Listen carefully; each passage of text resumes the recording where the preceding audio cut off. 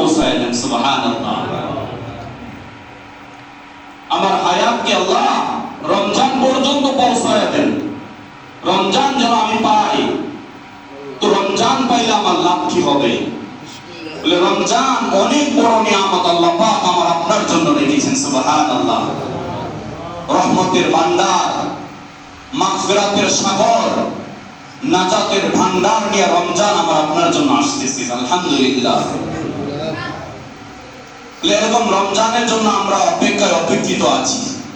এর আগে আরেকটি বরকতময় রাত্র আল্লাহ পাক আমাকে আপনাকে দান করেছেন। আলহামদুলিল্লাহ। মুহতারাম হাজিরিন, আমার আপনার জীবনের মধ্যে আমার আপনার হায়াত একেবারে নগণ্য, একেবারে তুচ্ছ, অল্প হায়াত। আমার আপনার নবী জনাবে মুহাম্মদুর রাসূলুল্লাহ সাল্লাল্লাহু আলাইহি ওয়াসাল্লাম উনি 63 বছর বয়সে দুনিয়া থেকে চলে গিয়েছেন। তো মুহাম্মদ মুস্তাফা সাল্লাল্লাহু আলাইহি ওয়াসাল্লাম এর উম্মতের হায়াত এমনই 60 থেকে 70 বছরের ভিতরে আল্লাহ পাক যাকে নিয়ামত দান করে সে 70, 80, 90, 100 বছর হায়াত পায়, কেউ আরো আগেও চলে যায়। কিন্তু মুহতারাম হাজিরিন, আমার বলার উদ্দেশ্য হলো এই, আল্লাহ পাক আমাকে আপনাকে অল্প হায়াত দিয়ে দুনিয়াতে প্রেরণ করেছেন, কিন্তু পূর্ববর্তী নবীদের উম্মতের হায়াত লম্বা ছিল। সাইয়েদনা আদম আলা নবীনা আলাইহিস সালাতু ওয়াস সালাম থেকে শুরু করে নূহ আলা নবীনা আলাইহিস সালাতু ওয়াস সালাম, ইব্রাহিম আলা নবীনা আলাইহিস সালাতু ওয়াস সালাম, মুসা আলা নবীনা আলাইহিস সালাতু ওয়াস সালাম, ইউসুফ আলা নবীনা আলাইহিস সালাতু ওয়াস সালাম, অন্যান্য নবীদের উম্মতের হায়াত লম্বা ছিল। শত শত বছর তারা ইবাদত করতে পারত, শত শত বছর তারা আল্লাহর রাস্তায় জিহাদে কাটিয়ে দিত, শত শত বছর তারা রোজা রাখত।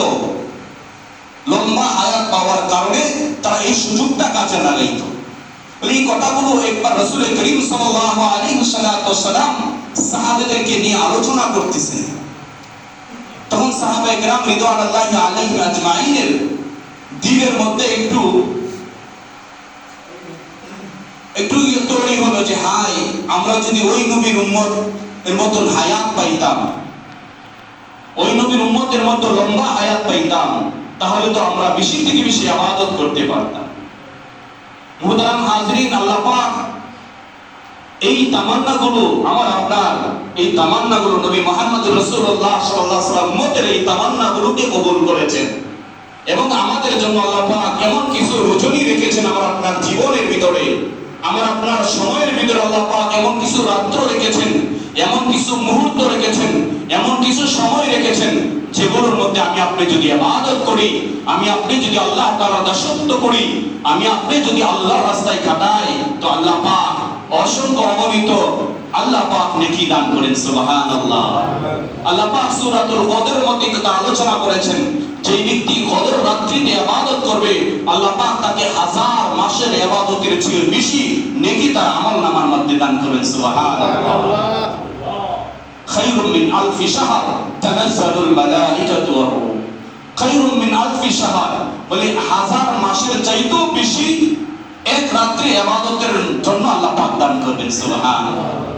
তো 1000 মাসের চাইতেও বেশি, যদি 1000 মাসকে হিসাব করা হয় তাহলে 83 বছর কয়েক মাস সমপরিমাণ হয়ে যায়। সুবহানাল্লাহ। বলে কিছু মুহূর্ত আছে, কিছু